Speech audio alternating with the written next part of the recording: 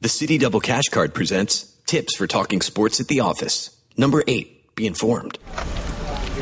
I'm going to list some random stats that don't really mean anything. Uh-huh. Oh, yeah. I'm nodding, but I have no idea what you're talking about. Yeah, that's not working. Wouldn't it be great if everyone said what they meant? The City Double Cash Card does. It lets you earn double cash back with 1% when you buy and 1% as you pay. The City Double Cash Card. Double means double. What a time. This particular moment in the history of this country and the world into which it fits. Images on our televisions this week, beginning with Charlottesville, and then yesterday it's Barcelona, one of the absolute most beautiful places on planet Earth. We'll try to make some sense of it all and try to take your mind off it at times by talking a little sports today. Will Cain is here this morning, and I'll tell you what, this is a complicated time, forgetting about it for people like us trying to figure out how to fit sports into a sports talk show. But just in general, it's a complicated time, I think, just to be a person, just to be aware of the things that are happening around us and try and make some sense of them. And for both of us who have children, to try and explain to our kids in a way, yours are younger than mine, but even my kids at their ages of 16 and 14, to try and explain to them in some context, in some way that makes sense, the things that are happening around them, again, in this country and all over the world, because sometimes even for someone my age, it's kind of hard to understand. People always say, man, this is the worst it's ever been. We're coming apart at the seams. I think it's the privilege of every generation to kind of drape themselves in that cloth. We talked about it pre-show before you got in here, Greeny. Truthfully, I've been the guy that's pushed back on that. You know, the 1960s were pretty rough. And we had that whole Civil War thing. So I'm not really sure right now is the worst it's ever been. But you cannot find a portion of our culture, our society, and perhaps even our world that is free from external pressures and issues. And sports is not safe from that zone either. So it's a place where almost every part of the sports conversation that we might otherwise be looking to have has all of these other factors involved in them. And so we'll go where the news takes us. Someone that taught me a lot of the things I learned when I first got into this line of work said to me, Greeny, we are at the mercy of the events as they unfold, and that's exactly what we are, so that's where we'll go. We'll go where they take us both on and off the field. Let's start off the top with some of the things that happened on the fields last night, and it began with Week 2 of the NFL preseason kicking off, and Jay Cutler getting on the field and shaking off a little bit of the rust, and forgetting about the numbers, which were unspectacular, the entire performance unspectacular. Maybe the most significant thing we saw, Will, he took a big hit on that surgically repaired arm and said it was fine, no problem. So, for guys who are coming back from injuries, those are always the big moments. Can they take that first hit? And yesterday, Jay Cutler did. From the moment Cutler stepped into this position in Miami, there's been nothing but, hey, this has been pretty seamless coming out of Miami. Well, not its practices, or as you said just now, taking this hit. I'm in on Jay Cutler. I'm buying Jay Cutler stock. What does that mean? I think that he will. You're buying it low and selling it medium, or you're buying it low and expecting it to go through the roof? I'm profiting either way, Greeny. I understand He will exceed he's not expectations. Apple, right? Not Apple, no. I'm buying low and will sell above average, above expectations. All right, you'll sell somewhere around 9 and 7. Yes, that's exactly right. All right, fair enough. They were 10 and 6 last year. Meanwhile, it could be way, way worse. You could be Jacksonville, where essentially the coach of the Jaguars after their preseason game last night, Doug Marrone, and we'll play you the sound as it continues, came out and said to the world, "My quarterbacks stink." That's basically what he said, and almost didn't try to couch it. Blake Bortles was just terrible, continuing a trend of being terrible. Chad Henne is their backup quarterback there. I don't know what they're going to do, and I don't know how many people outside of Jacksonville or even inside Jacksonville are particularly concerned. But Bortles has open receivers last night, and he's missing them left and right. 3.5 yards per play, 5 plays per series with Bortles at the helm. And as you just said, the truly most eye-opening thing was to see how badly he missed many wide-open receivers. It is, if I'm buying Cutler low and selling medium, it's time for the Jags to just take their losses on Bortles. And do what? That's the thing, is the offseason was the time to address that. Haven't you essentially committed yourself to him for another year here? Henne, let's not pretend like Henne is the next great thing to come out of Jacksonville. But the minute he came in, he was throwing passes into the end zone that should have been caught by receivers. True. So he's better. So you said the answer is Henne. The answer is not Colin Kaepernick? Is Colin Kaepernick ready to play in the NFL? I'm genuinely curious about that. Is he working out? Is he ready to go? He's probably not ready tomorrow. He hasn't been in a training camp, but he probably within a couple of weeks would be, at his worst, he was way better than Blake Bortles has ever been at his best. So that would strike me if, from a pure football standpoint. And listen, Tom Coughlin is the man running the show, and that's a tough one to picture. But it strikes me as though that would be a step in a positive direction from a football standpoint, and a pretty obvious one. From a pure football standpoint, Colin Kaepernick has to be considered. Off the top. Yankees beat the Mets. They sweep the season series in the Subway Series. This interleague play began in 1997. It's only the third time the Subway Series ended in a sweep as the Yankees continue to try and chase down the Red Sox in the American League East. So the Yankees are up 2-1, right? In Subway Series sweeps? Yeah. 2 for the Yankees, 1 for the Mets, 2013. In your opinion, are the Yankees going to catch the Red Sox? Who winds up winning the American League East? The Red Sox. And the Yankees make the playoffs, or they don't? Yeah, I think the Yankees will make the playoffs. Yeah. Where are you? They're going to catch the Red Sox? Yes, I think they are. Off the top. And finally, we've got reporting from our Adam Schefter that suggests that maybe the best defensive player in the entire National Football League could be willing to sit out the entire year. Aaron Donald of the Rams. According to Schefter, his holdout may stretch into the regular season. One source speculated he could envision Donald sitting out the entirety of 2017. Schefter was in here the other day, and he was a bit delirious because it was during the 28-hour fantasy marathon. But he was basically saying this is a guy who, when he gets his new deal, which he could get right now if the two sides could work it out, is going to have something in the neighborhood of $60 million guaranteed dollars in it. So why would he come back and play for the 1.7 or whatever it is that's currently on his contract? Have we had a holdout, Greeny, for that length of time that really worked out for the player? A full year holdout that paid off? I don't think so. The 85 Bears legendarily had a couple of players who held out for the entire season, did not play the entire year, both of them on defense, and they wound up having probably the greatest defense of all time. And that was at a very different time in NFL salary annals. So have we ever had that? I can't think of one. To be honest with you, I can't think of one. What we usually have is we have guys hold out until right before the season begins, as it appears Le'Veon Bell is going to do, and then it feels like almost every time they come back and a week later they have a hamstring injury. I remember when Darrelle Revis had that, where he held out an entire training camp with the Jets, got his new deal, came in, and week 2, while chasing Randy Moss into the end zone, pulls up with a hamstring, and basically half a season he wasn't himself. So that's the real concern you have, are those kinds of the injuries that are caused by not being in football shape and then jumping into the middle of a season when everyone else is light years ahead of you conditioning-wise. And I would guess 80% of the time these holdouts occur, the player is saying he's willing to hold out for the entire season. Right. And Aaron Donald probably is not, but for both sides' sake, look, you're going to make it. You've got one of the best players in the league there. Pay him what the market would seem to bear. That's another one like the Cousins thing. I think ultimately the team is painting itself into a corner it doesn't want any part of. And that is Off the Top. We are Mike and Mike, as we are busy this morning with a variety of different things. And as I was looking through the notes, trying to find sports stories to talk about, I came across this realization that the top 2 football stories in the United States right now are one of a young, energetic, enthusiastic star being suspended for domestic violence, and 2, the head of the National Football League Players Union calling a work stoppage, quote, a virtual certainty. Those are the 2 top-line football stories, unless you really want to dive deeply into Blake Bortles being a bust, which we already knew. Those basically are where it begins. So if I'm going to take you at the mics, I'm going to take you at the mics with D. Smith.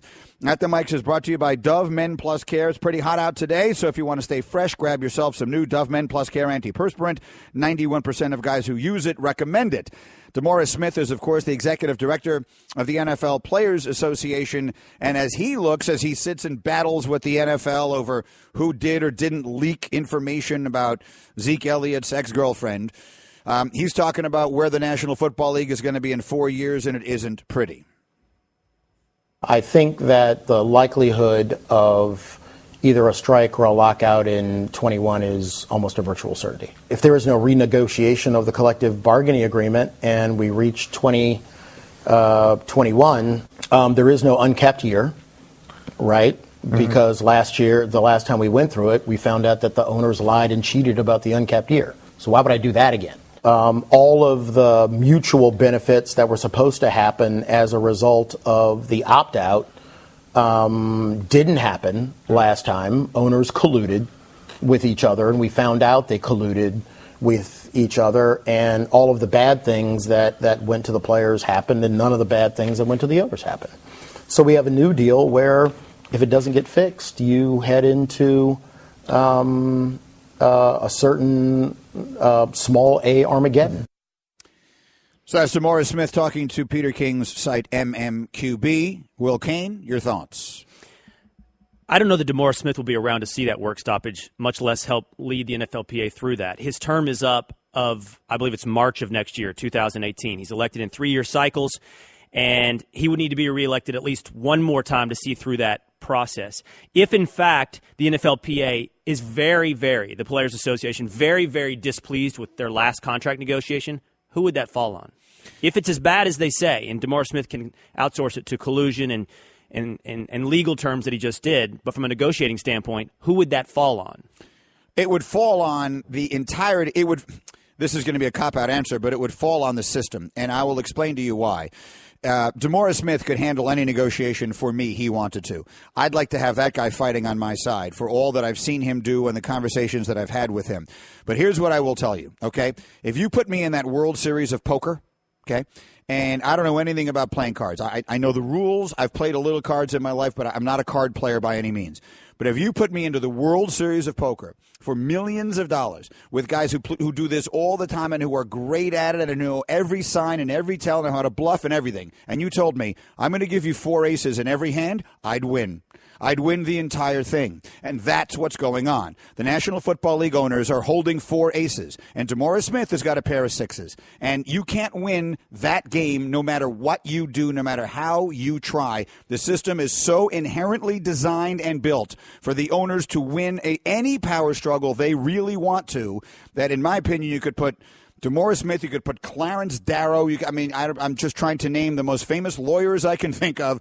You can put whomever it is that you think is the greatest negotiator that ever lived in charge of the Players Association. But unless you give him a hand with which he even has the ability to bluff, here's the problem. He doesn't have a good enough hand to bluff, and the other side knows it. So, in my opinion, you're playing a losing game no matter what you do. You try and find whatever victories you can anywhere you can find them. That's the best you can do regardless of who's in that role. I really like the analogy. I really like the card analogy. I would only alter it slightly, and that is that you're in that room playing poker with all the best players in the world at the World Series of Poker, and they're the ones with 4 aces. So you say, if I had 4 aces, I could win. So that's the NFL owners. The NFL owners are the guys, That's right? what I mean. Yeah. They've got 4 aces. So it doesn't make any difference whether their side, I don't know that if you just sort of sit back and analyze the way each side does their business, I don't know that you would sit back and say, boy, the National Football League, they run things, their offices, they run things a heck of a lot better than the Players Association does. I don't see that. That's not what I see.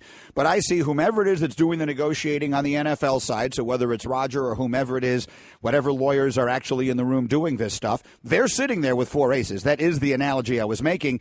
And not only do they have 4 aces, but they know that D. Smith knows they have 4 aces, and they know that D. Smith has a pair of 6s, and they know that D. Smith knows that they know that they have a pair of 6s. So it is a card game that they cannot, the NFLPA has no ability to win. And they are the professional card players. Those owners are the ones with all the skill, the history, the knowledge of playing poker the right way. They got to be billionaires either through their own genius or through inheritance. They're the ones that know how to play the game. They have the cards, and they know how to play the game. On the other hand, you can say you want DeMaurice Smith to represent you in any negotiation or any capacity. He is a prosecutor by trade. Very smart guy. Very skilled debater. Very skilled prosecutor. But this is negotiation, and this is business. And I don't know if this is where your analogy is going when you say he has 4 6s.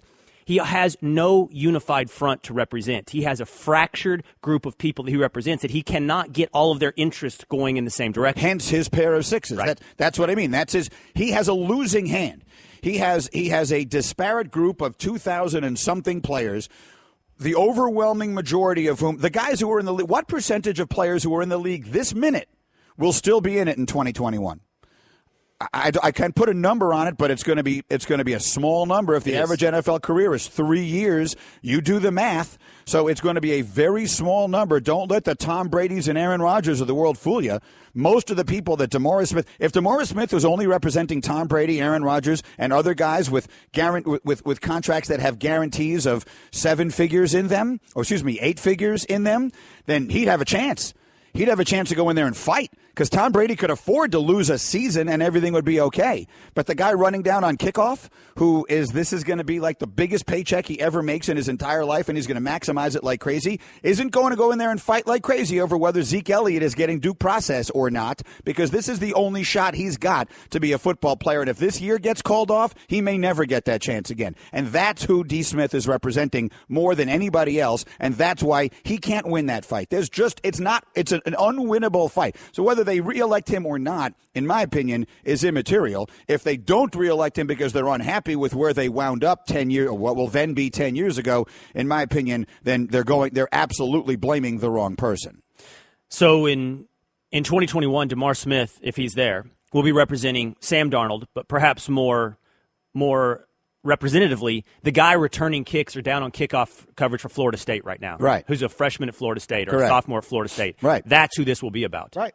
And that guy isn't going to want to fight for the things that you and I are sitting here thinking, boy, why don't the players fight for this stuff? Because that guy's going to get, if he's really lucky, he's going to get 5 or 6 years, and he's worried about, am I going to have a pension, and am I going to worry about how much money can I make this minute? And if I lose one season of that's 20% of all of the earnings of this, which is probably the best job realistically I'm ever going to have for the rest of my life. I'm going to be unemployed when I'm 28 years old. I'd like to put together as much money as I can right now so that when I start my next career, and whatever it may be, and it will, some of them, they'll vary all the way from being lawyers and brain surgeons to whatever the other end of that spectrum is.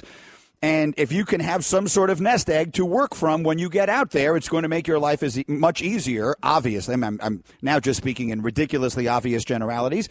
So that player is not going to say, you know what? I'm willing to sacrifice 20% of my total football earnings so that we can try and fight against the unchecked, unlimited power that is given to the commissioner in Article 46. That's not going to be high on my list of considerations when I'm that guy. So I'm not voting that way, and that's the majority of the league. So let's play this out into reality. How does this look then? The players will never clarify the burden of proof in a quasi-legal issue with the NFL. They will never check the commissioner's power. They will never get marijuana legalized as a pain coping mechanism. They might get that. Unless they might get that because I think the owners want to give it away. Country, the owners. You've ever thrown? Do you play golf?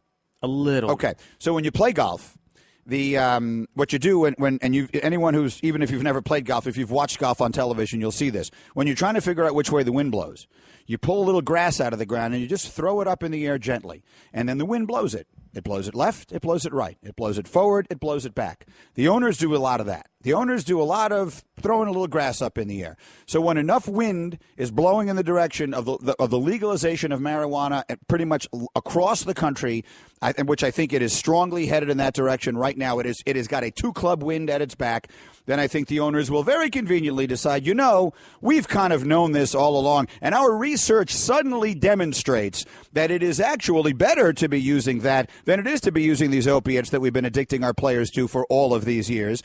That is when that will happen, and it's probably pretty soon. Plus, it's an inconsequential giveaway for them.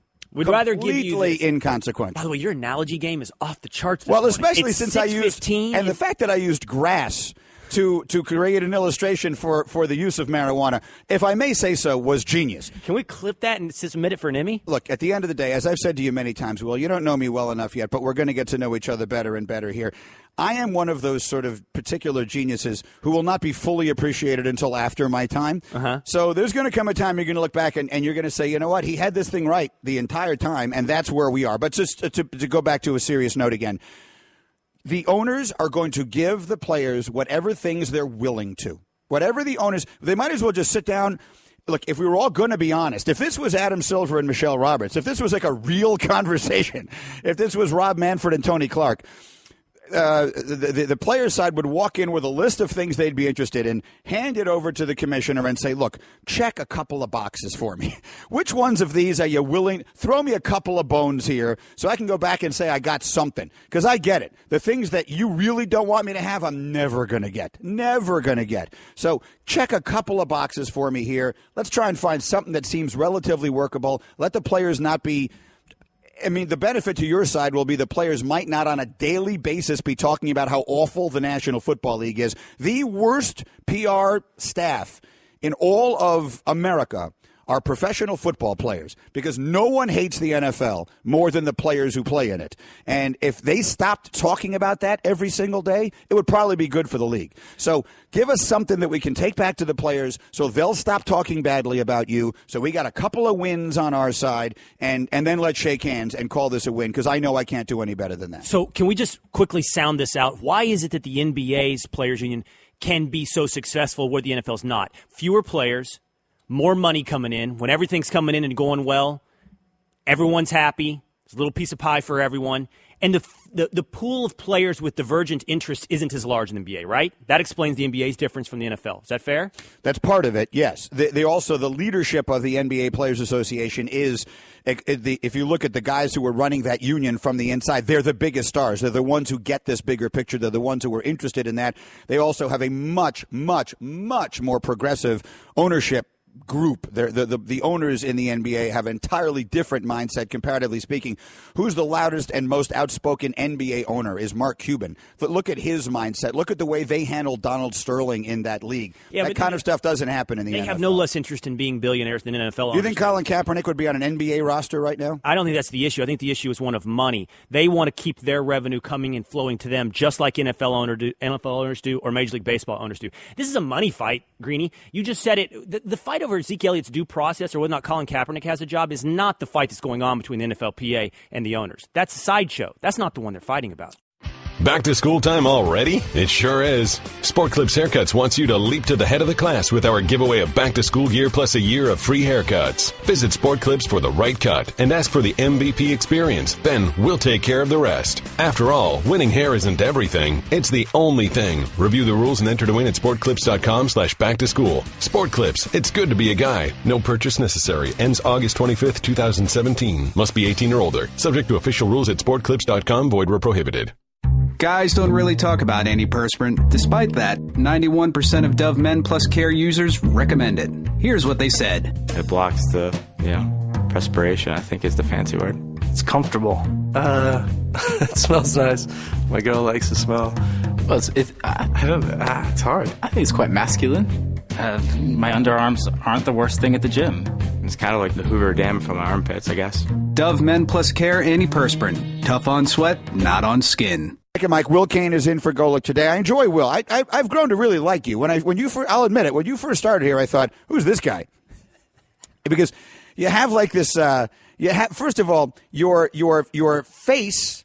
Here we start with my face and your body are. They have nothing to do with each other. They're more unlike each other than almost anything I could ever imagine. What a fascinating thing to say to someone. You take up an extraordinary amount of room on TV facially, right? So really? Some people look big on television, which is this is a compliment, not a detriment. You've got like a Barry Gibb kind of a big, do you know who that is? He was the Bee Gees. Lead singing Bee Gee brother, kind of a face with the beard and everything. And you should be singing like, nobody gets too much heaven anymore, whatever it is. With a high pitch. But then I walk into the makeup room and you're a very slender fellow, which I was taken aback by. Okay. And I don't even know where I'm going with this. Good, two bills, 230. I would have thought that. What do you weigh? You weigh less than me, I bet. I weigh 175. Okay, so you weigh slightly more than me. Come, someone get a scale. I don't believe it. I want you to take your shoes off and get on a scale. I'm telling you right now, there's no way you weigh over 170 pounds. I might have lost a little recently. Yeah, I think you have. Recently. I think you have because I weigh 170, and I'm telling you right now, I weigh more than you. I genuinely believe that. I'm taller than you. You're not taller. How tall are you? Stand up. We can do that. Well, we don't can't need to stand up. We have microphones in front of us that require our speaking. We'll stand. We'll measure each other. We'll stand back to back during a break, and we'll see how that goes. All right. Let me look at some of the 1-800-Flowers.com Twitter here as we await Charles Barkley, who'll hopefully join us shortly. King Green tweets, marijuana being legalized in the NFL means no more marijuana suspensions, which is another plus for owners and teams. Listen, I've been saying this for the longest time. There is no reason I can think of. I would love it if you disagree, because I'd love to hear, our friend Max Kellerman, one time when he was hosting a show locally in New York, said a really smart thing. I've always loved it. He said, I love debating people who disagree with me, because one of two things happens. Either I prove how smart I am or I learn something. So I'd love you to disagree with me on this, because I'd love to learn something. Tell me how the National Football League owners are benefiting from testing for marijuana. I love using someone's own analogy against them. Go. And in the previous segment, you talked about what guides the National Football League owners on these kind of policies is which way the wind is blowing. You gave us the analogy of a golfer throwing up grass into the wind to see which direction he should compensate for when he hits the ball. The winds of acceptance of marijuana are still not there for the NFL owners. Despite the fact that Colorado and Washington and various other states have begun to legalize marijuana, the polls still suggest that at best this is a 50-50 proposition. I don't expect the NFL owners to lead the way on a 50-50 proposition. You're absolutely right. I would imagine Jerry Jones would like to have Randy Gregory on the field right now and not sitting out for an entire year because he can't seem to pass a marijuana test.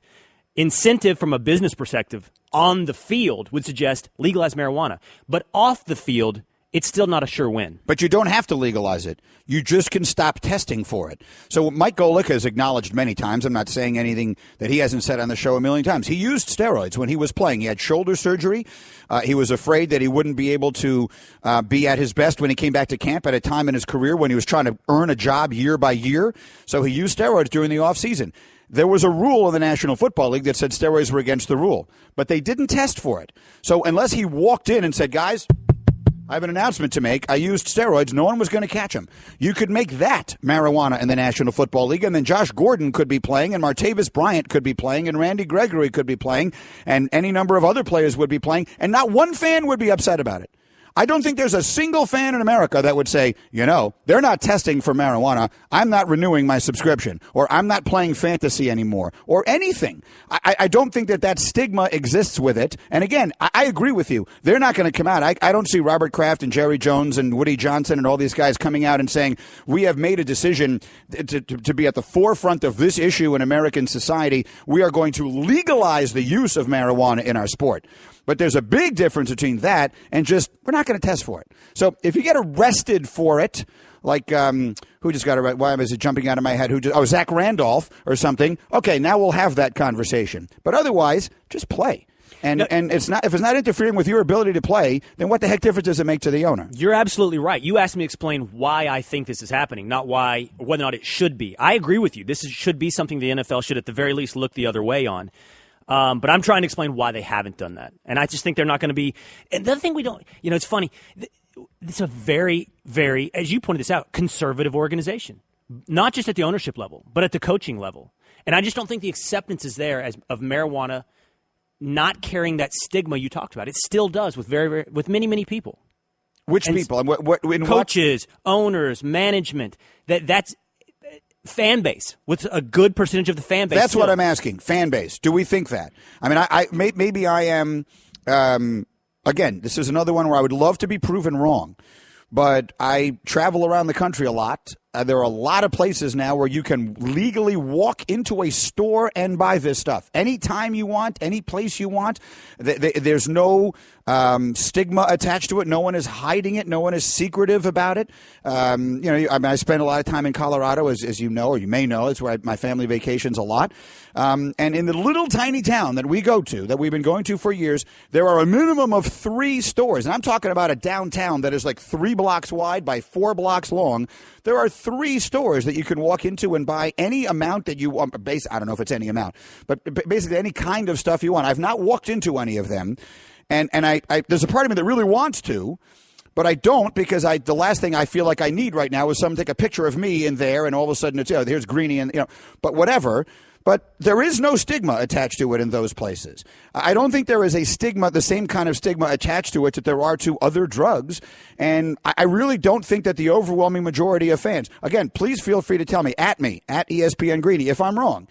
I don't think most fans would be upset if they, look, if you don't think that a lot of the players that you watch in the NBA are using that, then you're dead wrong. I mean, you couldn't be more wrong.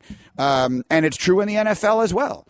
And I really don't know why most fans would care one way or the other. I think most people in society don't care what someone else does as long as it doesn't impact them negatively. So the situation you described in Colorado, or how people feel about the guy next to them indulging in marijuana on the weekend or on a recreational basis, I don't think most people care. But I do think that's not the same thing as saying, I don't care if you show up to work high.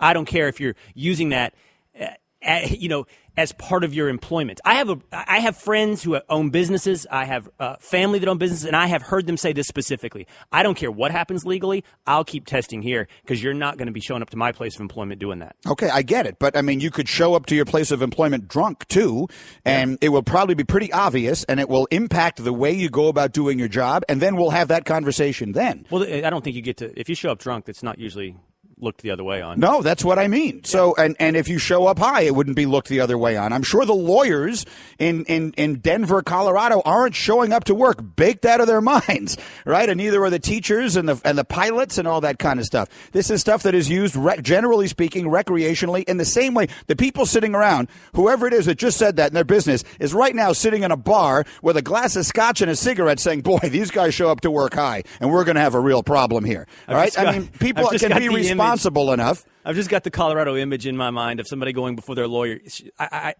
Listen, I need a divorce. Can you drop these papers? Let's just relax, man. Take it easy. Just calm down. Let's continue having this conversation. And again, as I've said, if you think I'm wrong, I'd love to hear from you. This is a place where all opinions are welcome because there needs to be somewhere like that. Hey everyone, Mike Golic here. Support for the Mike and Mike podcast comes from our friends at Rocket Mortgage by Quicken Loans. Chances are you're confident when it comes to your work, your hobbies, your life. Rocket Mortgage gives you that same level of confidence when it comes to buying a home or refinancing your existing home loan. Rocket Mortgage is simple, allowing you to fully understand all the details and be confident you're getting the right mortgage for you. To get started, go to rocketmortgage.com/Mikes. Equal housing lender, licensed in all 50 states, NMLS, consumeraccess.org number 3030. The most important thing that we can tell you this morning from a sports perspective is that all of the players on all of the men's basketball teams who were visiting Barcelona yesterday are safe and sound. Players from Clemson, Oregon State, Arizona, and Tulane, all their men's basketball teams were all said to be safe in Barcelona following the van attack in the city's historic Las Ramblas district that left at least 13 people dead and dozens injured. Police arrested 3 people after the incident, which they are treating as a terror attack. The incident took place near a hotel where Clemson and Oregon State were staying. The U.S. teams were in Barcelona to play exhibition games. Arizona canceled its final game and planned to return home. I have magnificent memories of that city. I wasn't there for the 92 Olympics. Of course, that's where the Dream Team played. But I did take Stacy and I, my wife and I, took our kids there for a visit. It's got to be 5 years ago now. I remember walking down that street, Las Ramblas. My kids loved how they heavily pronounce the R's there. It is for those of you who've never been there or don't know it. That's the Broadway of Barcelona. It's this big, busy, packed street. And so all of these, every single time we see one of these attacks, it's heartbreaking. Yesterday, because I just have such fond memories there, felt particularly close to home. And one of the things that I remember is that when we were there, we met a family in the lobby of our hotel who were American tourists. They're visiting from the United States, as we were, and they recognized me, and they came over to chat, and they said that they were traveling, that their son, I cannot remember what team, he played like Division III basketball, college basketball, and that his team was touring all around Europe, playing different European teams, as I assume these 4 schools are. And, you know, my son loves basketball, and it was close where the game was. So we went to the game, is the point I'm making. We went to an American basketball game. It wasn't Clemson or Tulane. It was a Division III team. But we went to the game that night just for half, and it was just sort of fun to go see what it was like. And so I just have such fond memories of that trip. I don't really have a point in saying this except that, as always seems to be the case, it broke my heart as I saw these visions on my television screen yesterday. Our mutual friend Jalen Rose has talked about the importance of trips like that to Europe for college basketball players, for Americans that, in many cases, as with Jalen, had never been to Europe.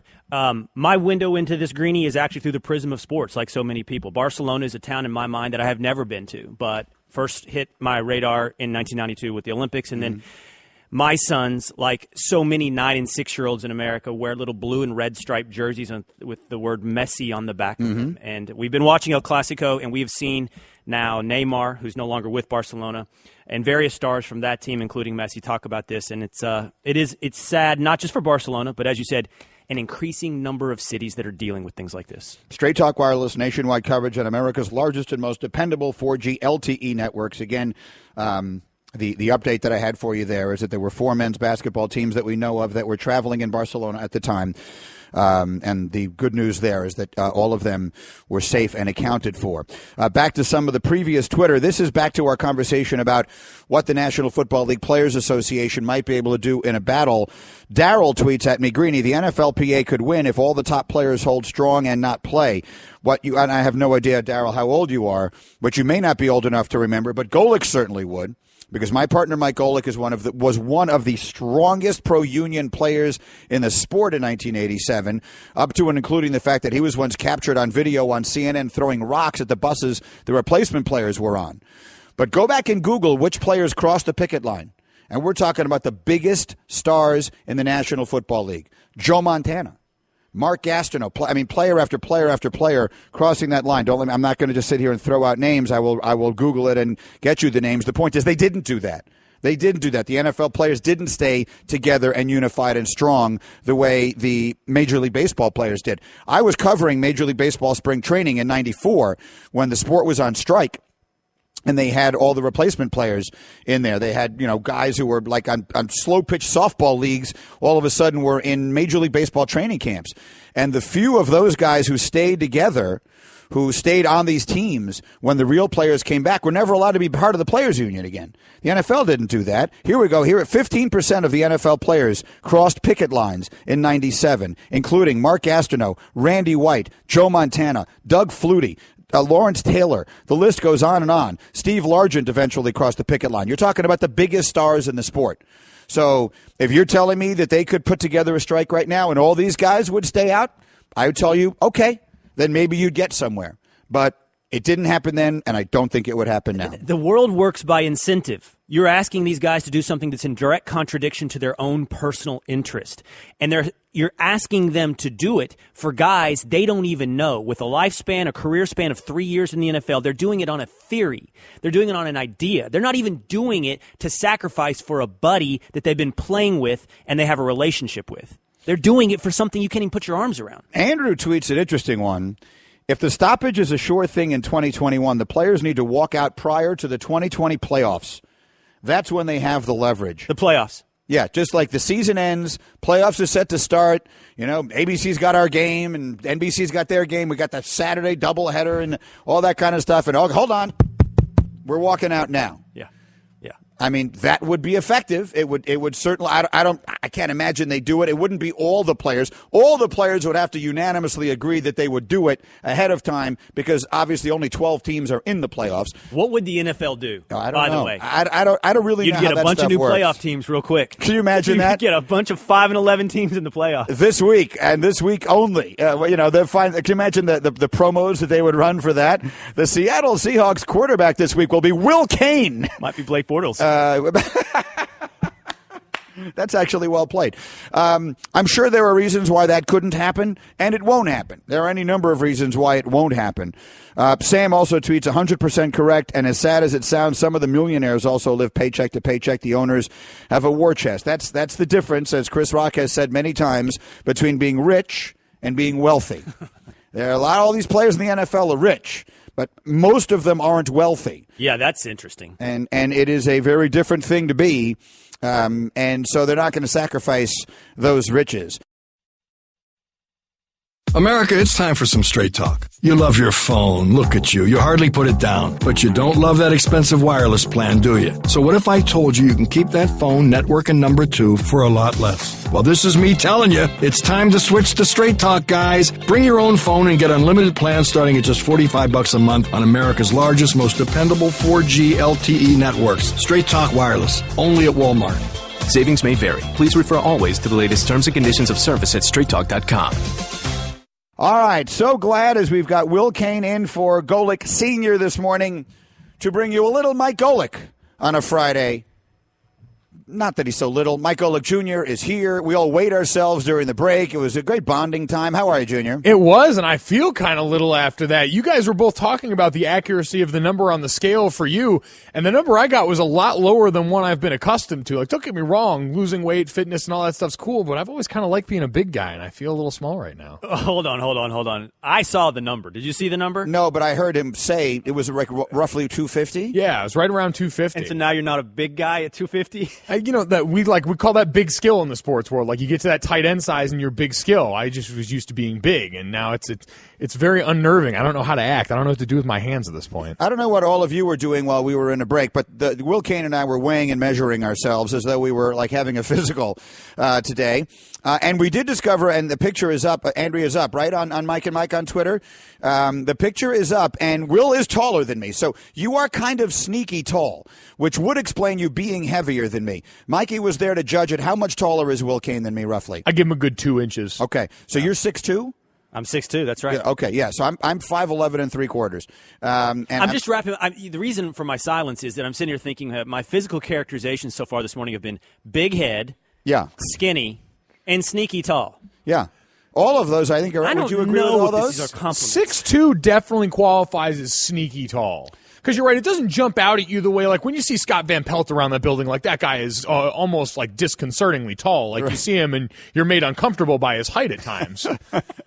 Everyone else, like said, 6'2" is comfortable, but then you realize, like, oh, man, this guy's up there. Yeah. He's tasting different air than we are. Bomani Jones is going to jump on with us a little bit later. He's tall. That's the first thing he said to me, and I had to return to him. You are much taller than I expected to be. Yeah, you are taller than I expected you to be also. And yet, so the scale is about accurate because it said it weighed me in at 172 and I'm wearing shoes. And so without the shoes, I'm like 170, which is what I weigh. So what did it weigh you in at? Right at the same, 172, by the way. Okay, so we weigh about the same. You had said 175. I told you were less than that. So you don't have to win every point this morning. I was exactly right. Okay. Really going for it. Let's get to business here, Junior, because I got a bunch of different things I want to do with you, both on and off the field. Give us some Straight Talk, brought to you by Straight Talk Wireless, best phones, best networks, no contracts. Let's start on the field. The Jacksonville Jaguars a couple of years ago reached at the number 3 spot for a quarterback that no one thought was going that high in Blake Bortles. They then said, there's no way in the world we're going to put this guy in the field. We are giving him a pure redshirt season. He's not playing no matter what. And then the year went bad, and he started showing some things in practice, and before you knew it, he was out there on the field playing. And now here we are in a state where they're just a disaster. He was basically booed off the field in a preseason game last night, which basically never happens in the NFL. And afterwards, his coach, Doug Marrone, couldn't find anything positive to say. I met with both quarterbacks afterwards. I told them what I'm looking for is I'm looking for someone that's going to lead this offense. So I'm not happy with the performance today. I'm not going to sit here and BS anyone. I mean, everyone saw it out there. Whatever you want to call it, I'm still trying to evaluate who the best person is at that position. I told that to both quarterbacks to lead the offense. But I also said this. I wasn't able to speak to the team after I spoke to both quarterbacks, but I just want to make sure everyone understands that if you can do this at the quarterback position, you know, all the other positions are very easy to do. How does the quarterback handle that, especially Blake? It's not like he's not the quarterback. He's got to go earn it. It's not the production we want, okay? And I'm not saying that Chad has it or not. I mean, it's right up there for grabs, and either person can take it. So those two people are Blake Bortles and Chad Henne. Mike Golic Jr., what do you make of the quarterback situation in Jacksonville? He's right on the point he makes after that, which is the fact that this whole team has gotten put on notice. Blake Bortles was bad last night, but so was that entire offense. They couldn't run the ball. When Chad Henne did come in and start actually throwing the ball somewhat coherently, there were 2 blatant drops in the end zone. He wasn't getting any help from those guys across the board. So there's a lot of people that have to answer for this, but we know it starts and ends with the quarterback. And Blake Bortles, especially in contrast with the way Jameis Winston was starting that game. He had some Jameis moments late. Blake Bortles just looked really bad, and confidence seemed to be the issue. For a guy who we tout his arm strength as one of his strengths, didn't seem to be on display, was leaving balls short, was inaccurate. The mechanics still look off. It was uncomfortable to watch, and it was uncomfortable to hear him talk after. They showed a picture last night of Blake Bortles' throwing motion, which last year was below his belt. So, I mean, he's taken the ball down here before he throws it. He's improved apparently slightly by bringing it about to his waist. I just don't know how you get there with that kind of mechanics. How does one's mechanics go so bad so late in life? Or perhaps they were never there, by the way, Golic. I was going to say, I think part of this has just been us ignoring things. That season 2 years ago where, especially fantasy-wise, he was a juggernaut, tossed over 30 touchdowns, and did a large portion of it in garbage time where we all just kind of ignored it because it's the Jaguars, and we knew they weren't good that year, and so we said, all right, we'll put them off into that future pile. I remember it like it was yesterday. It was them and Oakland kind of coming up at the same time, and we said both these teams have big off seasons coming up. Can they address defensive needs? Because both seem primed on offense. And then the Jaguars went out and spent on defense, and then we found out that really the offense was probably the problem, that it was a little more of an anomaly than we were willing to give it credit for. Here was the difference. In 2014, the two teams you mentioned, the Raiders and the Jaguars, both drafted quarterbacks. With the 3rd pick in the draft, the Jaguars took Blake Bortles. And with the 36th pick in the draft, the Raiders took Derek Carr. And I'm not suggesting that everything else stems from that, but that's the position at which it all begins. So, Mikey, in that case, the Raiders got it right, and they got themselves a ridiculous bargain, and the Jaguars reached. And it's certainly I don't think it's premature to say they got it wrong, and they are paying the price for that now. They are, and now they're kind of, someone brought it up the other day, but they're kind of in the RG3 situation from not too long ago, where you've picked up that 5th-year option. So if Blake Bortles is on the team come March, you owe him $19 million. Do you want to trot that guy out on the field and risk? Because it's not like he was getting protected very well last night either. That guy's one injury away from you being on the hook for basically $20 million for a guy that I don't think anyone sees as the long-term solution. Earlier in the show, Greeny, you compared this, or at least used this as a cautionary tale when it comes to Mitch Trubisky, or Mitchell Trubisky. He wants Mitchell, right? Well, I think we're good either way here. He's okay. I want to respect the guy. Mitchapalooza. Mitchell Trubisky. Do you really think that Blake Bortles' problems extend from being put on the field too soon? I have no idea. I mean, I can't imagine that the reason he now takes the ball below his belt, which is an action that you almost have to try to do in throwing a football. If I take a random person out here and say, hey, throw this football, they're not dropping it that low. I can't imagine these problems come from being on the field too soon. I don't have any way of saying that it is. I cannot tell you that it is. Here's what I can tell you. The Jacksonville Jaguars were then, and the Chicago Bears are now, in a position. I have a feeling Mikey might disagree with me on this because you were a football player, and there are a lot of other players on that team who want to win. That's their function, their goal. They're not going out there every single week to try and develop a quarterback. You're going out there, if you were on that team as an offensive guard, to try and block your man and do what you can to try and win a game. But the truth is that from the top of the organization on down, the single most important thing the Chicago Bears can accomplish this year is whatever is best for making Mitchell Trubisky become the best he can possibly be. Because Trubisky has it in him, I think, if everything goes right, if the development all works out well. You have taken him because you believe he has it in him to become that rarest of commodities, which is a quarterback that can actually win games for you. Not one that you can win with. There are enough of those. There are a handful of quarterbacks in the league you can't even win with. Then there's a whole big bunch of them that you can win with.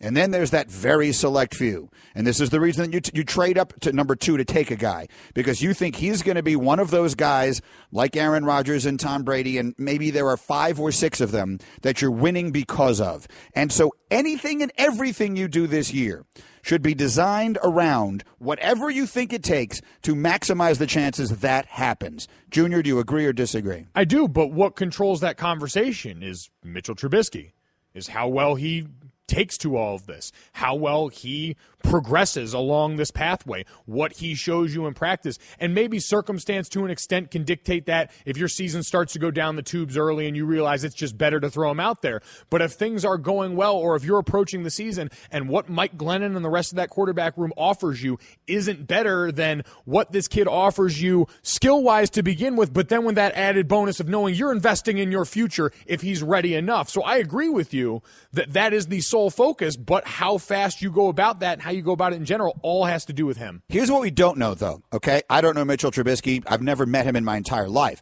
But they do, is that different people react to failure differently. And I do not think that it makes a person soft or incapable of success if they don't handle failure well. So if you put him out there before he's ready, because he's ready enough to not, he's not Christian Hackenberg. He knows which direction the end zone is in. And the Jets acted last year as though if they put Christian Hackenberg on the field, it'd be like a basketball game and you're not sure which hoop you're supposed to be shooting at. That's the way they treated Hackenberg last year. But if you put a guy out there on the field when he's clearly, as Golic always says, going to get his eyes watered and his nose bloodied, some guys will handle that well. They'll learn from it. Peyton Manning obviously did, and others have. But who knows how many have been made unnecessarily gun-shy based upon taking a bunch of hits and not recognizing what they're seeing, that if you waited a year, even if he's as good as the option you have on the field right now, it might benefit them. I'm not telling you that's the case with Trubisky. I'm telling you that if it is, if you feel that psychologically, you do all this psychological testing of these players before you draft them, there has to be some way of figuring that out. And if you think he's a person who would psychologically be best left just sitting and learning and not having these really tough things happen to him as a rookie without having an entire, let's say, for example, training camp and preseason where he's the starting quarterback and getting all the starting reps, maybe you're better off not putting him on the field. Listen, at the end of the day, there's no substitute for live reps. Nothing's ever going to prepare you, and sitting is great. I think most teams would tell you for any rookie, they would prefer them be able to sit and learn a lot of the intricacies of the position, but especially at quarterback where the knowledge base has to be so vast and so deep. But there is no substitute in learning how to play the position by playing the position. But to your point and to Will's point before, mechanical issues like what Blake Bortles shows, I can't explain away because of being in there early. But what being in there early and not being protected, and that's one of the reasons I argued DeShone Kizer's maybe in the best position to go in and play right away, is you've invested in his protection. A lot of times, and David Carr went through this, where you're getting hit every other play. And all of a sudden, you can't escape that because that speeds up decision-making in a way that makes it uncomfortable. It makes you force the ball out of your hands in places you don't need to just out of self-preservation. That's the cost of putting someone in there too early when the circumstances aren't right. I think the reason to sit someone has more to do with their intellectual and processing ability of the position. Do I know what I'm doing out here? Give him time to figure that out. I think I fundamentally disagree with you, Greeny, on whether or not how someone reacts to failure defines whether or not they're soft or not. I think that I can't think of an example of someone that reacts to failure poorly and ends up a success. I can't think of an example that is the opposite of the Troy Aikman effect, a guy that went 1-15 and had a horrible first year, or Peyton Manning threw however many interceptions he did his first year. We can come up with those examples because that was in them to overcome failure. It was in them to overcome hardship. If you've got a guy that's going to ding psychologically, that he's not going to recover from that, you never had the guy in the first place would be what I don't know that. Blake Bortles was sacked 55 times in 14 games as a rookie, a year in which they drafted him and said he's never going to see the field. You don't think that's had some impact on the way he has played since then? David Carr, whose younger brother is now one of the best quarterbacks in the NFL, was the first pick in the draft. You don't think the fact that he was basically a piñata behind an expansion team's offensive line as a rookie and was sacked 6,000 times had some impact on him the rest of his career, that if he had wound up in a different situation, he might not have been a good player? I do. Oh, I definitely think that with David Carr, but I don't think it's the same thing. I think success is contextual, and you've got to be in the right position to have success. A good offensive line, good skill players, good offensive coordinator, head coach, and David Carr had very little of that. But that doesn't mean that David Carr's failure was one of psychology. That doesn't mean he wasn't confident enough. Yeah, I think that's the point, is that wasn't about their response to failure. That was about the petri dish that they were in, just not being fit to foster life in that case. But to your point, it wasn't them responding poorly to any set of circumstances. Like, you can say what's happened to Johnny Manziel has been in large part because he's responded poorly to the things that have come at him along the way, and that some of those things have been of his doing. But with those two examples, that you're right, that's just because they were on bad teams and they suffered the effect of it. By the way, Manziel was in that draft as well. The quarterbacks drafted in 2014. The third pick in the draft was Blake Bortles. The 22nd pick in the draft was Johnny Manziel. The 32nd and final pick of the first round was Teddy Bridgewater, who was showing signs, I think, of being a really good player when, unfortunately, he suffered that injury. The 36th player was Derek Carr, who is right now, this coming season, I think will be one of the 5 best quarterbacks in the league. And the 62nd pick was Jimmy Garoppolo, which We don't know exactly what he is, but the world is fascinated by what it might be. All right, Mike and Mike. Will Cain is in for Mike Golic today, and Mike Golic Jr. is sitting with us as well. We have something called MVP Moment of the Week. It's brought to you by Sport Clips. You watch sports, we cut hair. It's perfect. Sport Clips, it's good to be a guy. Let's give it to Chris Long last night. I heard Max Kellerman telling the story of Pee Wee Reese yesterday. I'll tell it briefly. For those who don't know it, Pee Wee Reese was a very good player on the Brooklyn Dodgers in the 40s. He was from Kentucky originally, and he was a star player and a very well-liked player. And when Jackie Robinson came up in 47 with the Dodgers and broke the color line, most people now are well aware of a lot of the abuse that he went through. At one game, legendarily, he was being abused enough from the stands that it made Pee Wee Reese uncomfortable. Pee Wee Reese, a man who later said that he had never shaken hands with a black man in his life before he met Jackie Robinson, having grown up in the South, walked over to him on the field and put his arm around him. Just stood there, talked to him a second, put his arm around him. That gesture, that moment has been immortalized everywhere in legendary photos, and there is a statue of it today in Brooklyn. Last night, and I'm not comparing the actions, except that the symbolism of them looks similar. Chris Long, who you know pretty well, don't you, Mike? Haven't you gotten to know Chris a little bit? I know his brother Kyle a fair amount. I know Chris just kind of through passing. Howie Long's son, both of them raised in Charlottesville, Virginia, and now a teammate of Malcolm Jenkins. During the playing of the national anthem before a preseason game last night, Malcolm Jenkins had his hand raised in the air, and Chris Long, standing next to him, stood there and put his arm around him in what was unmistakably a show of support. We have Chris Long's comments, right? We have Chris Long afterwards, right? So let's play that for you right here.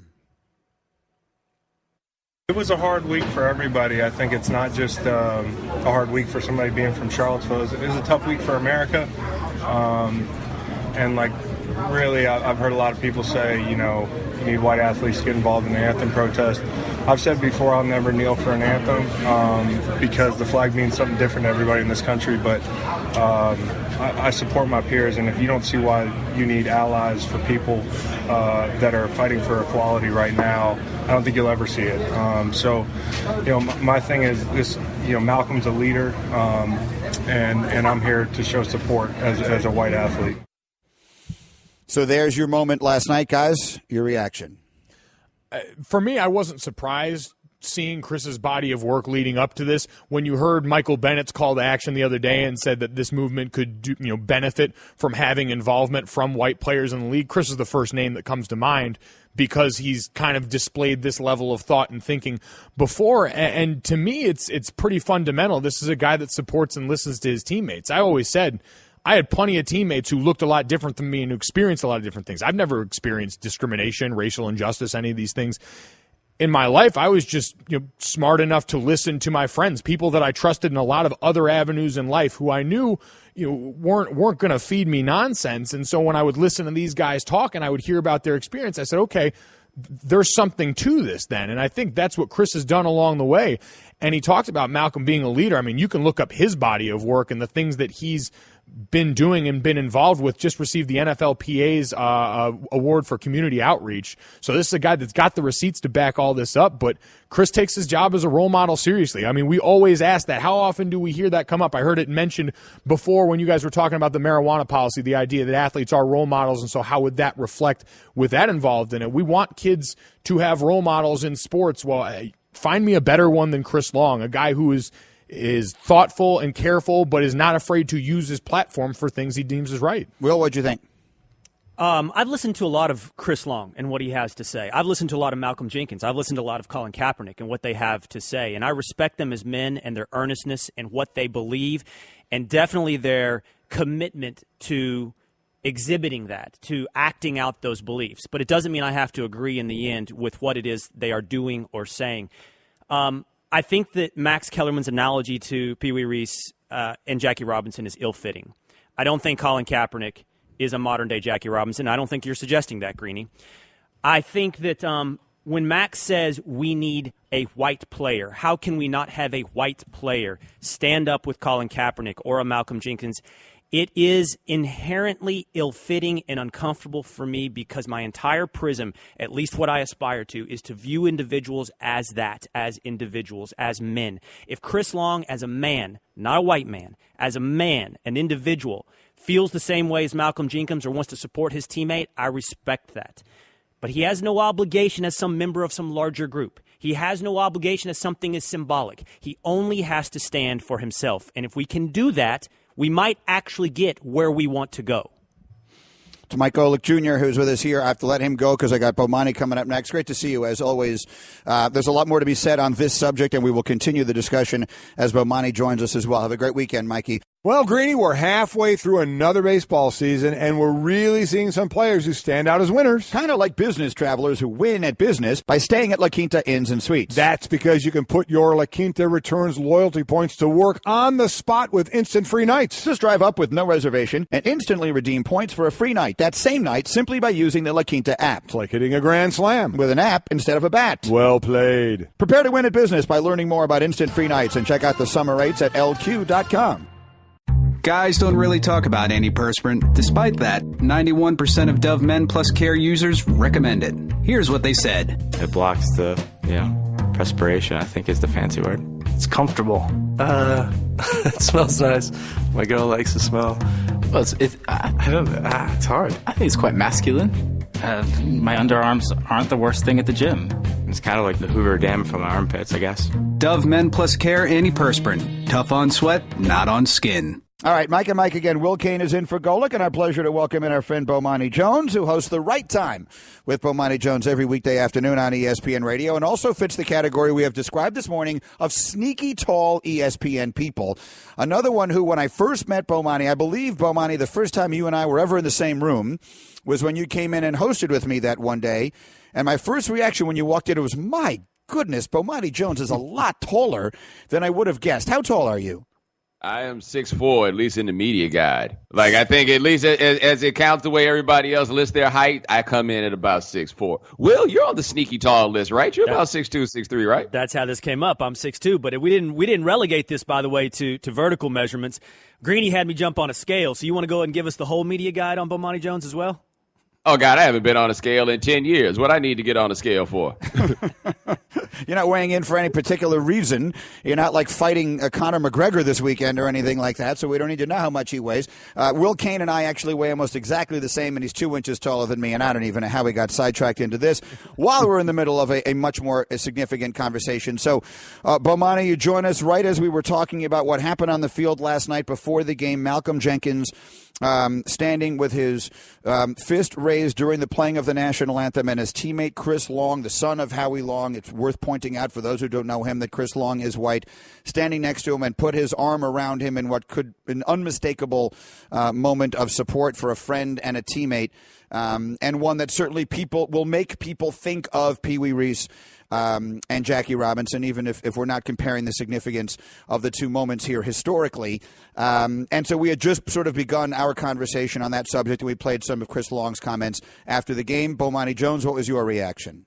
Well, one thing, I had the same thought about the Pee Wee Reese situation, although I know Chris Long a little bit, and he's a different man than Pee Wee Reese was. I would make the argument. Like, Chris stands in solidarity on a lot of these issues with dudes like Malcolm Jenkins. Like, he thinks it is important that there be a white person who stands in support also, because what winds up happening on these things normally is if there's somebody who cares, then there's a black dude that goes out here and stands and takes all the bullets and everything else, and there might be some white dude in the back that's like, yeah, I'm kind of with it. If we want these messages of unity, that is a message of unity that you wind up with, is if that dude stands with Malcolm Jenkins, the dude from Charlottesville, Virginia, is worth noting. I think that probably has as great a chance as making an impact as anything else. Bomani, how do you see Malcolm Jenkins, Michael Bennett, Colin Kaepernick's protest? Is it one and the same? Is it all with the same goal in mind? Or are they all talking about something different? Help me understand each message. Is it all the same?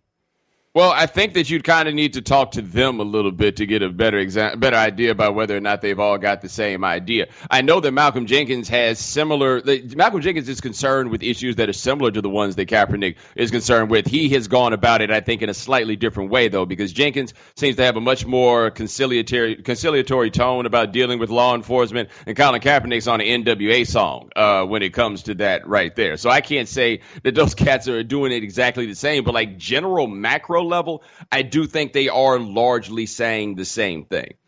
So I want to read you comments that were made by Daquan Jones of the yesterday because I think this is significant. He's on Tennessee. And they were talking about last year. He said he's not sure he'll join his teammates in this protest this season as he did last season because he doesn't want what has happened to Colin Kaepernick to happen to him. And this is why, for those who wonder if the Colin Kaepernick situation is only really significant to one player, it is actually significant across the league. Here are direct quotes from Jones, who joined the Titans protest a couple of weeks into the regular season last year. Quote, "It's going to affect your job, your endorsements, and your money. Someone like me going into my fourth year, I'm trying to get paid too. A lot of teams will look down at that and say, he's a Colin Kaepernick." So I wonder, Bomani, when those comments made their way around social media yesterday, what you think some of the reactions were among some of the guys who own pro football teams. Oh, I imagine a couple of them did a high five, like the intro on the Wayans brothers. Like, this is the win for some people, certainly. They're like, this is what we want. We want you thinking about this. We want you thinking about the control we have over your money, even if it's not particular to this issue. They're like, yo, we are glad. This is what we want. There's certainly some guys who happen to feel that way. Now, where I think that is interesting is I don't think that Jones really would have anything to worry about on that front, because the difference between Kaepernick and everyone who protested after him in that way is that the other guys all got permission. Like, after the thing with Kaepernick, I always feel like the NFL lawyers looked at the rules and were like, yo, we can't tell guys they can't do this. So everybody then put out a letter saying, hey, we do not necessarily, we support the national anthem. We think it's very sacred, but we respect guys' wishes to do whatever, right? And then everyone went out and did that. Kaepernick is the only one who did not ask for a measure of permission before he did it. Subsequently, he seems to be the one who's paying the biggest price. But I think that everybody who's come after the fact, after the teams have been like, yeah, we don't like it, but we respect you as men, those dudes are going to wind up being okay. It's the one who defied and didn't even bother to ask if it was okay that's going to have to pay the price. I find Daquan Jones' realization the least surprising and actually the least objectionable part of this. And I'm sure, Bomani, to some extent you're going to disagree with me. We've had disagreements on this. We don't have disagreements on whether or not there's a right to have a protest. We have had conversations about what the substance of the protest is about. But whether or not the NFL has the ability or should have the ability to influence their employees on whether or not they exhibit politics during the course of employment seems to me the most obvious part of that. I mean, if I did it right here consistently at this desk, or random person listening on the radio on their way into their course of employment took their politics with them in the form of a hat or anything, it probably would affect their employment. Yeah, kind of, sort of, maybe not quite, right? And so where you and I disagree on this is calling this politics. And I don't think that what we're talking about here is at all about politics. This is a basic matter of human dignity. I ain't got any idea who these cats vote for when it comes to something like this. We as a society have a tendency to throw all this stuff under this umbrella of politics, which translates really into things that might make someone mad. Now, you are correct. If we take this out of a vacuum and we just look at it realistically, then yeah, the expression of your views may have some measure of effect on your employment. Like, I think we get that. The question that needs to be asked is why this expression of view would be the one that would affect anybody's employment. Like, hey, please stop killing us. I don't feel like that's something that should get somebody fired, whether they're doing it through a national anthem, during the national anthem or not. So I do think his realization, there's a certain real world element that comes with it. Absolutely. It's there where you say, okay, my boss might not like this. I don't want to get into some measure of this trouble. That being said, the idea that guys are afraid on something like this means that you are basically conscripting people to stand for the national anthem. And so if it is a rule to stand for the national anthem, go all the way and do it like the NBA and put it in the rules. Otherwise, don't pretend as though this is optional. Say that you are forcing this level of deference to this symbol in the way that you want to say it. Go ahead and do that, but don't act like it is your choice and then punish people for that choice simply because you don't like it. Absolutely fair. Clear communication is how you get everyone on the same page. And you know what's specifically in our personal relationship, and and broadly with these entire issues, that has actually been my driving focus, clear communication, because I started this conversation today when my first question to you was, hey, do you think Bennett and Jenkins and Kaepernick are all standing for the same cause? You said you don't see this as political. You see it as an issue of human dignity. I can't answer whether or not it's political or not until I get specifics on what exactly we're hoping to change, what exactly the protest is intended to accomplish. Will, you've been hitting me with that. What exactly do you want nonsense for 365 days, man? Bennett has said very clearly what he is doing. Malcolm Jenkins has said very clearly what he is doing, and it's really been kind of obscured and ignored because he came post-Kaepernick. People are saying very much so what they want, but I also don't think that a demonstration requires a set of this is what I want from this. I think that a lot of times what you just really need to do is make a point. Kaepernick's protest last year has proven to be unquestionably effective because we're still here talking about it. These issues happen to be at the forefront. It didn't matter if he had, okay, this is what I need, bullet point 1, bullet point 2, bullet point 3 on that. I don't think it has to be that, and I think it's an unfair standard from the people on the other side of these issues to say, well, we need something specific to tell us what we want. What people really want is the broad notion of justice, right? What people would like is a measure of fairness and awareness of what conditions are. It's not like I'm going to do this and now I'm going to change the world. I think that people would like to then do this and have some folks who look up and say, okay, well, maybe I didn't see the world this way, and then go from there. So the request for specifics feels like a red herring and a way to kick the can down the road, as opposed to dealing with what seems to be pretty obvious right now, which is we got a serious race problem in this country that's manifesting itself in ways that are now becoming impossible to ignore. These dudes are taking another step to make it even more impossible to ignore. At some point, you have to say that you're on the side of what you consider to be right, even if you don't have specifics about what to do next. And at the end of the day, if you don't think it is impacting this, to take it back onto the field, you have a football team last night in the Jacksonville Jaguars whose coach basically stood up and said, we don't have a quarterback here. Our quarterbacks are awful. We have no one to lead this offense, and you have a quarterback in his 20s, who was in the Super Bowl not that long ago and had reasonable numbers a year ago and you can argue all day long just how good or bad he was last year. He's inarguably on his worst day, better than anything they have there. And they're not even considering it. So that to me makes this thing as obvious as it can possibly be. No one can try and pretend it is anything other than that. Whichever side of the debate you may fall on, and I feel like you fall on a different side than I do, well, and that's fine. But no one can be arguing that Colin Kaepernick isn't better than what the Jacksonville Jaguars have at quarterback, and they're not even considering signing him, right? No. Right, no. I mean, are we agreeing no disagreement on that? Okay, yeah. Good. All right, good. I like it when I can make a point and no one disagrees with me. It's a delight. All right, Bomani Jones, thank you. We'll be listening this afternoon and every afternoon, and we'll see you again soon. Thanks. Nice to talk to you, Mike. Good to see you, Will. You too. It's Bomani Jones. Good debate. I like having these kinds of conversations. I like it when people who disagree with each other on subjects have a conversation that does not devolve into yelling and describing each other as being... It's one thing for me to tell you I think you're wrong. It's another thing for me to tell you I think you're a bad guy because you don't think the way I think. And there's too much of that going on right now. It is more than enough for us to say, you know what, I think you're wrong and here's why. And let's see if we can't get somewhere from there.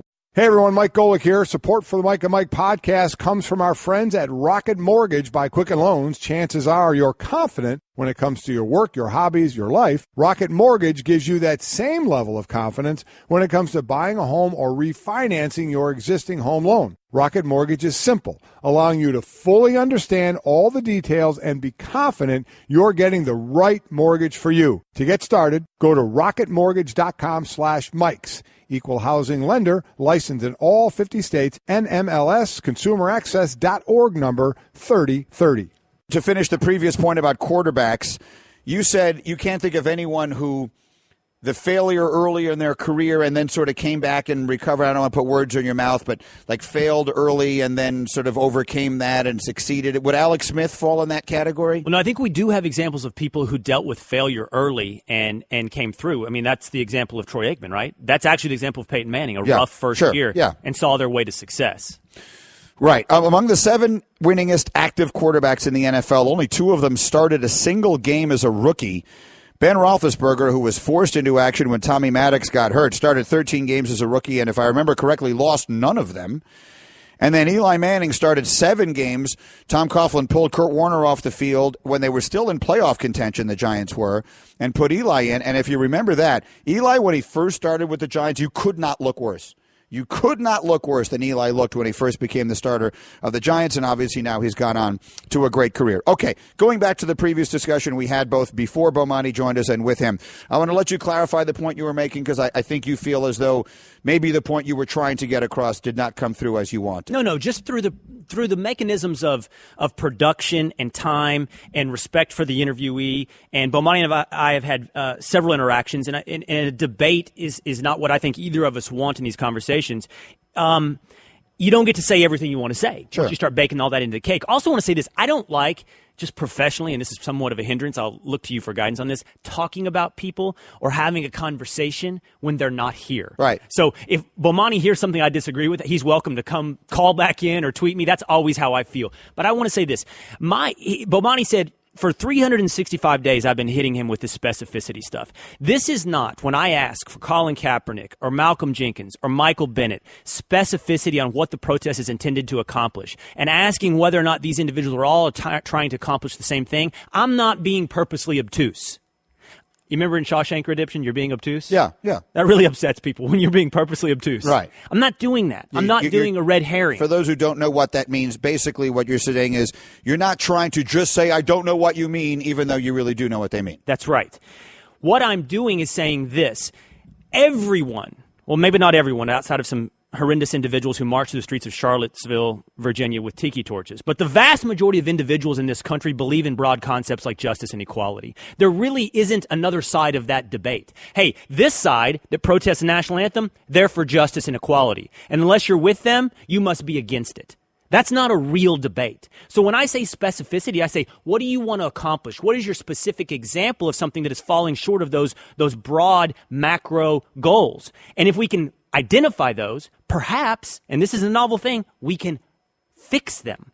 Colin Kaepernick certainly pointed out police brutality. If that is what Malcolm Jenkins is protesting, or that is what Michael Bennett is protesting, we can all examine that and it will require a debate on the policies, on the numbers, on every aspect of that. But when it continuously gets broadened out into these broad concepts, it paints it as good guys versus bad guys. And that's why I keep coming back to specificity. Not just because I want to clarify the debate, but because I actually have a desire to see change affected. That's what protest is about. Otherwise, it's theater. I don't know that I agree that otherwise it's theater. Sometimes the mere action of taking a stand, or in this case, not standing, draws attention to a problem that many people may not recognize as a problem. Right? But okay, this is key. What problem? Me asking that question doesn't deny that there could be a problem. It doesn't suggest there are no problems. But now I have to say what problem to move forward in the conversation. Well, I mean, very broadly, I think that the problem is of racial inequality. That's obviously a very big topic. It's not the micro topic you're talking about. It's the macro topic. And I have not sat and spoken directly with Malcolm Jenkins and Michael Bennett and all of that. We all understand where it began with Colin Kaepernick and the issues with law enforcement and relationships between police and the African-American community. I don't think that it is fair to say to someone, well, unless you tell me how we're going to solve this problem, I don't want you talking about the problem or casting a light on it. I don't require you to bring solutions. I just require to clarify the conversation so we can work towards solutions together. Well, I don't think Colin Kaepernick has made any secret of what it is that he's talking about. I don't think he's been vague. I think he's been pretty specific. He broadened it. He